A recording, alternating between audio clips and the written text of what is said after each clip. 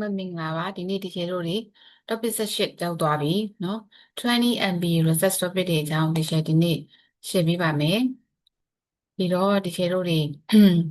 ဒီနေ့ zone session မှာဒီကျေတို့တွေတူတူလေးလာကြရအောင်လက်ရှိ20 MBA research topic တွေဘာတွေဖြစ်နေကြလဲပေါ့နော်ဒီ topic ကိုရွေးချယ်ရတဲ့အကြောင်းရင်းကတော့ MBA အကြောင်းသားတော်တော်များများကဒီချက်ကိုမေးကြတယ်ကွာအခုခေတ်မှာဘယ် topic တွေက trend ဖြစ်နေလဲဆိုပြီးမေးတတ်ကြလို့ပါအဲ့တော့ဒီမေးခွန်းကတကယ်လဲကောင်းတဲ့မေးခွန်းမှာဘာကြောင့်လဲဆိုတော့လေ research topic ရွေးချယ်တယ်ဆိုတာ MBA journey မှာတကယ်အရေးကြီးဆုံးဆုံးဖြတ်ချက်တစ်ခုဖြစ်ပါတယ်မှားတဲ့ topic ကိုရွေးမိတယ်ဆိုရင် data collect လုပ်ဖို့ခက်ခဲမယ် literature review လုပ်ဖို့ရှာဖို့ခက်မယ်ပြီးတော့ business relevant မရှိတဲ့ academic exercise တစ်ခုလိုပဲဖြစ်သွားနိုင်ပါတယ်ဒါကြောင့်ဒီနေ့ session မှာ2026ရဲ့ business world မှာဘယ် topic တွေက trending ဖြစ်နေသလဲဘာကြောင့် trending ဖြစ်နေသလဲပြီးတော့ကျောင်းသားတွေဘယ်လိုရွေးချယ်သင့်တယ်လဲဆိုတာကိုဒီချိန်က step by step ရှင်းပြပေးသွားမှာဖြစ်ပါတယ်အဲ့တော့ဒီချိန်တို့ကတကယ်ကိုမှ classes topic တွေเนาะ outdated တွေလည်းမဖြစ်ဘူးဒါပေမဲ့ modern content နဲ့လည်း connect ဖြစ်ဖို့လည်းလိုပါသေးတယ်အဲ့ဒါဒီနေ့ရဲ့ဒီချိန်ရဲ့ main message ကเนาะကဲခင်မီ research topic တွေဘယ်လိုရွေးချယ်ကြမလဲကြည့်ကြရအောင်เนาะအဲ့တော့ဒီချိန်တို့ကဒီချက်ခုဒီ slide မှာတင်ထားတဲ့ဟာတွေပေါ့နော်။ဘာတွေရေးကြည့်သလဲဆို2026မှာဘယ် research area တွေ training ဖြစ်နေသလဲဆိုတော့ business world ထဲမှာတကယ်လို့ AI ပေါ့နော်။ HR department ကနေ finance အထိဝင်ရောက်နေပြီ။အဲ့တော့2026ရဲ့ MBA research area 3ခုကိုဒီကျေကိုအသေးစိတ်ကြည့်ကြည့်ရအောင်။ပထမဆုံးကတော့ AI နဲ့ business transformation ပါ။ဒါဟာအခုခေတ်မှာအရန်လဲ hot topic ဖြစ်ပါတယ်။ ChatGPT တွေတို့ Gemini တွေတို့ Copilot တို့เนาะအဲ့လို AI tools တွေကเนาะ business world တွေဝင်လာပြီဆိုတော့เนาะ HR တွေရဲ့ recruitment process တွေကို AI နဲ့ဘယ်လိုပြောင်းလဲနေသလဲ manager တွေက AI ကိုဘယ်လို decision making မှာသုံးနေသလဲဆိုတာ research လုပ်ဖို့အများကြီးရှိနေပါတယ်ဒုတိယတစ်ချက်ကတော့ digital transformation မှာ COVID ကြောင့် remote work တွေဖြစ်လာတယ် organization တွေက digital ဖြစ်ဖို့မဖြစ်မနေလိုအပ်လာတယ်။ digital relationship ဆိုတာကတကယ်လို့ traditional leadership နဲ့ဘာကွာတယ်လဲเนาะ technological adaptation မှာเนาะ employee တွေရဲ့ resistant ဘာကြောင့်ဖြစ်တယ်လဲဒါတွေကလည်း research เนาะလုံးတင်လုံးထိုက်တဲ့ topic တွေဖြစ်ပါတယ်တတိယကတော့ sustainability နဲ့ ESG ပေါ့เนาะ governmental တို့ social တို့ governance တို့เนาะenvironmental တို့ social တို့ governance တို့အဲ့လို ESG framework ဟာနော် global investor တွေ company တွေကို evaluate လုပ်တဲ့ standard ဖြစ်လာပြီယနေ့ခေတ်ကအဲ့တော့မြန်မာ business context မှာတော့မှ ESG ကို adapt လုပ်ဖို့ pressure ရှိလာနေပါတယ်ဒါကြောင့်ဒီ area မှာ research လုပ်ဖို့အများကြီး scope ရှိပါတယ်โอเคဒီ slide မှာတော့တစ်ချေကHRM နဲ့ leadership ဆိုတဲ့ MBA ရဲ့ core area နှစ်ခုကို 20 content နဲ့တစ်ချေတို့ကြည့်ကြည့်ရအောင်အဲကျတော့ HRM ဆိုတာ MBA မှာတကယ်ကိုမှ classic subject ဖြစ်ပါတယ်ဒါပေမဲ့2026မှာတော့ HRM research ဆိုတာဘာလို့ဆိုလိုတာလဲเนาะ employee well-being ဆိုတာ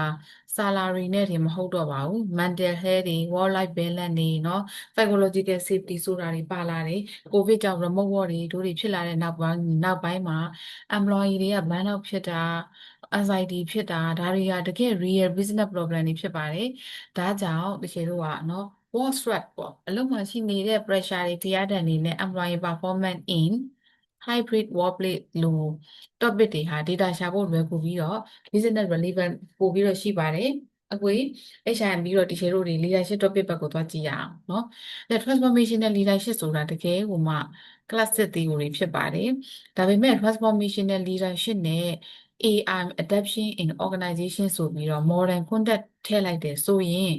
နော်တကယ် trendy topic ဖြစ်သွားပါတယ် digital leadership ဆိုတာကနော် virtual team တွေကိုဘယ်လို manage လုပ်မလဲ technology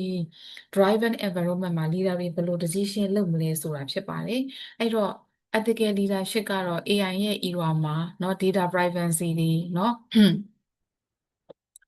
နော် algorithm bias လိုမျိုးပေါ့ကွာအဲ့ဒီ issue တွေပေါ်လာတာနဲ့အမျှပို့ပြီးတော့အရေးကြီးလာတယ်အဲ့တော့တကယ်တော့ combination topic တွေပေါ့ဥပမာ AI and employee performance ဒါမှမဟုတ် digital transformation and work stress ဒါတွေဟာ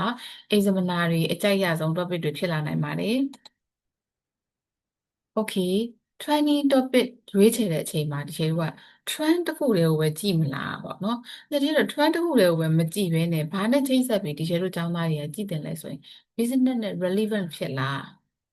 process ရဲ့ feasibility ရဲ့နောက်တစ်ခုဟာတကယ်အများနဲ့ပြောနေကြ personal interest အဲ့သုံးခုစလုံး balance ဖြစ်အောင်တကယ်တို့ကစဉ်းစားတင်တယ်အဲ့တော့ဒီ slide ဟာဒီနေ့ session ရဲ့အရေးကြီးဆုံး practical part လေးဖြစ်ပါတယ် topic ရွေးချယ်ခြင်းမှာ student တွေအများဆုံးလုပ်မိတဲ့ mistake ကတော့ဒီ topic က trend ဖြစ်နေတယ်ဆိုတော့ဒါပဲရွေးမယ်ဆိုတဲ့ approach နဲ့ချင့်ကပ်ကြတယ်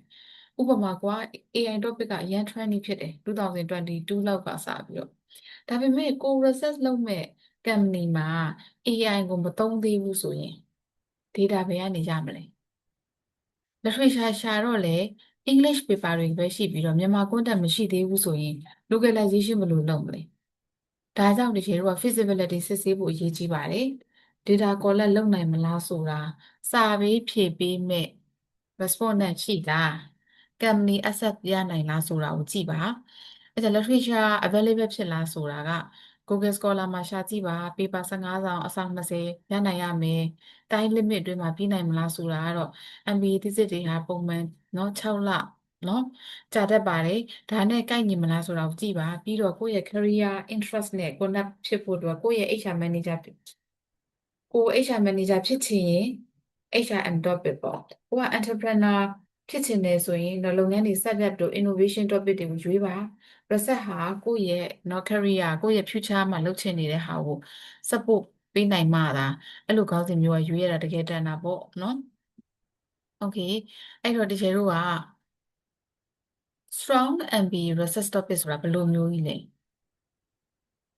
strong MBA research topic ဆိုတာက current business world နဲ့ connect ဖြစ်ရမယ်နံပါတ်1ကနံပါတ်2က academic value ရှိရမယ် practical contribution ရှိရမယ်အဲ့ဒါ3ခုလုံးရှိဖို့လိုပါတယ်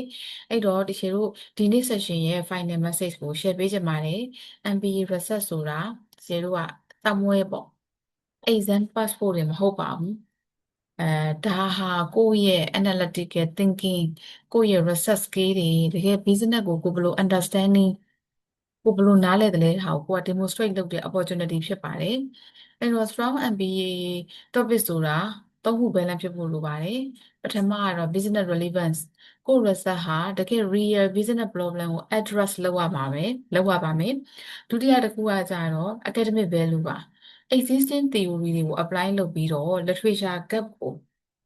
ဖြည့်ရမယ်ပေးလုပ်ရမယ်တတိယကတော့ practical နော် contribution ကိုယ့်ရဲ့ research တစ်ခုလုပ်လိုက်ရင် finding ထွက်လာတယ်အဲ့ဒီ finding တွေက organization တွေတကယ် actually use လုပ်နိုင်တဲ့ recommendation ဖြစ်ရပါမယ်ဥပမာပေါ့ကွာ The impact of AI driven HRM on employee performance in Myanmar banking sector ဆိုတဲ့ topic ကိုတစ်ချက်လို့ကြည့်ကြည့်ပါ AI ဆိုတာ training ဖြစ်ပါတယ်အဲ့တော့ business relevant ရှိပါတယ် HRM theory တွေကို apply လုပ်နိုင်ပါတယ်အဲ့တော့ academic value ရှိပါတယ်မြန်မာဘဏ်တွေ AI ကိုဘယ်လို implement လုပ်တယ်လဲဆိုတာလည်းတချို့ပြောနိုင်ပါတယ်အဲ့ဒါတော့ practical contribution ရှိပါတယ်ဒါကပဲ strong MBA topic ဆိုတာဖြစ်ပါတယ်အဲ့တော့ the bus เนาะ MBA topic เนาะ solve today business problem เนาะဆိုလိုချင်တဲ့သဘောကတော့ကျောင်းသူကျောင်းသားတွေကเนาะကိုယ့်ရဲ့လုပ်ငန်းနဲ့ဆက်ဆက်တဲ့ခေါင်းစဉ်မျိုးကိုရွေးချယ်နိုင်မှတကယ်ကိုမှเนาะ topic ကောင်းတစ်ခုဖြစ်မှာဖြစ်ပါတယ်အဲ့တော့တချို့တို့တွေเนาะ training topic တွေကเนาะအခုဒီရှေ့ရှေ့မှာပြောသွားတဲ့ topic တွေเนาะ AI เนาะ digital transformation တို့ ESG တို့เนาะဒါမျိုးတွေအဲ့ဒါ topic ရွေးချယ်တဲ့အချိန်မှာအဓိက the most important point ကတော့ business relevance ပါလုပ်ငန်းနဲ့ဆက်ဆက်တဲ့ဟာ feasibility စစ်ပါအောင်เนาะ personal interest အဲ့သုံးခုစလုံး balance ဖြစ်ဖို့လိုပါတယ်အဲ့တော့ဒီเนาะ session လေးကိုကြည့်ပြီးတော့တချို့ကျောင်းသားတွေလည်းတကယ်ကိုမှကိုယ့်ရဲ့လုပ်ငန်းနဲ့ဆက်ဆက်ပြီးတော့ feasibility လည်းရှိတဲ့ကို၌ကလည်းစိတ်ဝင်စားတဲ့ခေါင်းစဉ်မျိုးတွေကိုရွေးချယ်နိုင်ကြပါစေเนาะအားလုံးကိုကျေးဇူးတင်ပါတယ်